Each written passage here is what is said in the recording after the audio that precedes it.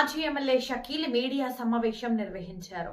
ఆయన కాంగ్రెస్ పార్టీ 6 గ్యారంటీలను నిలదీయడమే కాక ప్రభుత్వ సలహాదారులు పి సుదర్శన్ రెడ్డిపై మండిపడ్డారు. బోధన్ మున్సిపల్ పోటీల్లో కాంగ్రెస్ పార్టీకి అభ్యర్థులు దొరక్క బీఆర్ఎస్ నాయకులను బెదిరించి ఎత్తుకెళ్లారని షకీల్ ఘాటుగా విమర్శించారు. Bodhan municipal councillor BRS party 38 మంది అభ్యర్థులను ప్రకటించారు. బోధన్ మున్సిపాలిటీలో కేసీఆర్ నిధులు తప్ప కాంగ్రెస్ అధికార పార్టీ తెచ్చింది ఏమీ లేదని ఎద్దేవా చేశారు. బోధన్ ప్రజానికం కారు గుర్తుకు ఓటేసి గులాబీ పార్టీకి హ్యాట్రిక్ విజయం అందించాలని మాజీ షకీల్ వేడుకుంటున్నారు.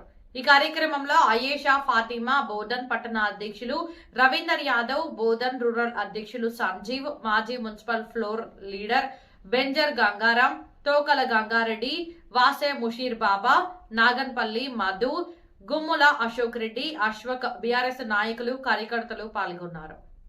బోధన్ పట్నంలో కాంగ్రెస్ పార్టీ యొక్క వ్యవహార శైలి చూసుకుంటే బెదిరింపులు, కేసులు పెట్టుడు, మా పార్టీలో రాకపోతే మీ సంగతి చూస్తాం, మా క్యాండిడేట్లని వెతుక్కోపోవడం, వాళ్ళకు టార్చర్ చేయడం, వాళ్ళకు అనేక విధాలుగా ఆర్థికంగా ఆశ చూపించి ఫైనాన్షియల్ పైసలు వాళ్ళకు 20 లక్షలు ఇస్తాం, 30 లక్షలు ఇస్తాం, 10 లక్షలు ఇస్తాం, 50 లక్షలు ఇస్తామని కూడా కొంత జాగాల వాళ్ళు ఆఫర్ చేయడం జరిగింది.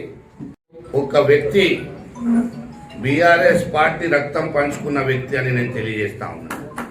కాంగ్రెస్ పార్టీలో ఏ వ్యక్తి దిక్కు లేడు. కాంగ్రెస్ పార్టీలో బీఆర్ఎస్ పార్టీలో పనిచేసిన క్యాండిడేట్లు వాడు చైర్మన్ క్యాండిడేట్లు ఉన్నారు.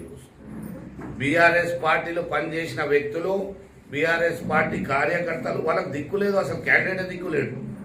బీఆర్ఎస్ పార్టీలో పనిచేస్తున్న క్యాండిడేట్లను బోధన్ మండలం నుంచి, నిజామాబాద్ నుంచి నాయకులు వచ్చి ఈడ వాళ్లకు హైజాక్ చేసుకోవడం, కిడ్నాప్ చేసుకోవడం, ఇటువంటి సంఘటనలు జరిగి వాళ్ళకు ఒప్పించి క్యాండిడేట్ తీసుకునే పరిస్థితి, ఆ దళితుల పరిస్థితి వాళ్ళకు వస్తే ఆ కాంగ్రెస్ పార్టీ పరిస్థితి ఏమున్నది దయచేసి ఒకసారి గుర్తుపెట్టుకోవాలి. బోధన్ పట్టణ ప్రజలకు ఒకటే విజ్ఞప్తి చేస్తా ఉన్నాం. మనం బోధన్లో ఎమ్మెల్యే బోధన్ నుంచి గెలిపించినామా, నిజామాబాద్ నుంచి గెలిపించినామా ఒకసారి మీరు చెప్పాలి. కాంగ్రెస్ పార్టీ కార్యకర్తలు, నాయకులకు నేను ఒకటే మాట్లాడుతా ఉన్నా. సుదర్శన్ రెడ్డి గారు ఎప్పుడైనా బోధన వచ్చినా ఒక ప్రొసీడింగ్ ఇస్తే నిజామాబాద్కి వెళ్ళి నాయకులు వస్తారు. ఆయన నిజామాబాద్ నుంచి వస్తే నిజామాబాద్కి సంబంధించిన నాయకులని కూర్చోబెట్టి కార్లు తీసుకొస్తాడు. అంటే మీరు బోధనలో ఉన్న కాంగ్రెస్ పార్టీ కార్యకర్తలకు విలువ లేదా? అలా వాల్యూ లేదా? వాళ్లకు ఇంత కించపరిచి మా బోధన్ కాన్స్టిట్యున్సీని నిజామాబాద్కి తాకట్టు పెట్టే పరిస్థితి అయిపోయింది.